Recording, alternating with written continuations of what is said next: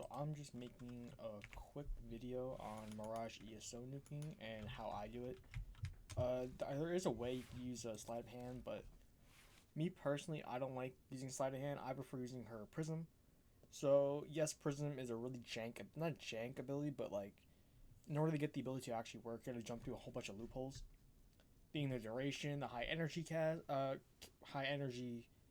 cost, the really bad duration on Prism Guard. What else is bad about this ability?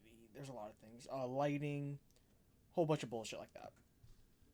But if you use double cast speed plus natural talent, that does get rid of the cast speed issues. Enough power strength. Usually the damage is completely fine. And on ESO you will have no damage problems with this ability. This is just power strength. This just makes everything easier. If you don't have this, I would recommend taking off probably whatever mod you think fits. Best for you to take off. Maybe Rolling Guard or Armor Intensify, I would say, for equilibrium and stuff like that to make sure you keep up energy just to, be safe. Because you never want to run out of energy with a build like this. I don't use Prime Sure Footed, I use Preparation because you don't know how ESO works. When you jump in, you don't have all your energy. Preparation will make sure when you spawn in, you have full energy. So yeah, super useful. This is for polarity reasons and more space. If you have a better slot, put whatever. If you have like more spots on the build.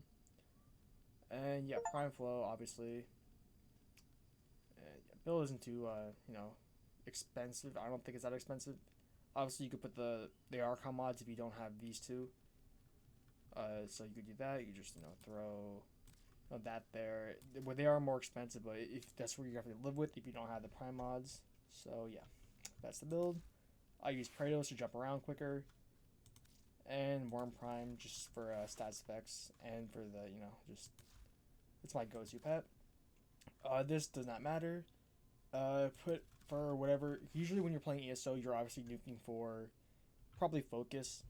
That's pretty much the main reason. Or you're farming for Lado Vandal or Bratton Vandal, right? Those are pretty much the two reasons why that you're playing this. So put on whatever lens on your Warframe that you're going to be getting XP on. I do recommend double cast speed. And yeah, I'll just show a quick jump in quickly and just show this how simple this is. This is very simple, very easy.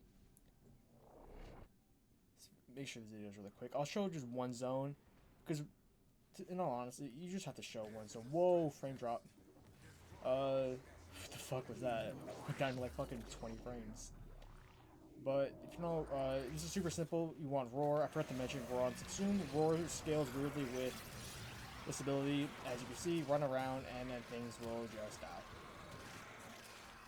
This works great going up to Zone 8. If you don't know, going up to Zone 8 is probably the best use of your time.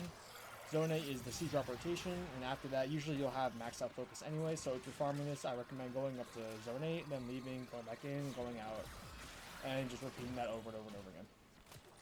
So yeah, this is the build. This is how you do this. Run around, spam your 4. You should not have energy issues at all. There's plenty of drops in ESO. If you don't, what you call have energized, you can see all the health drops everywhere. You should be fine if you don't have this.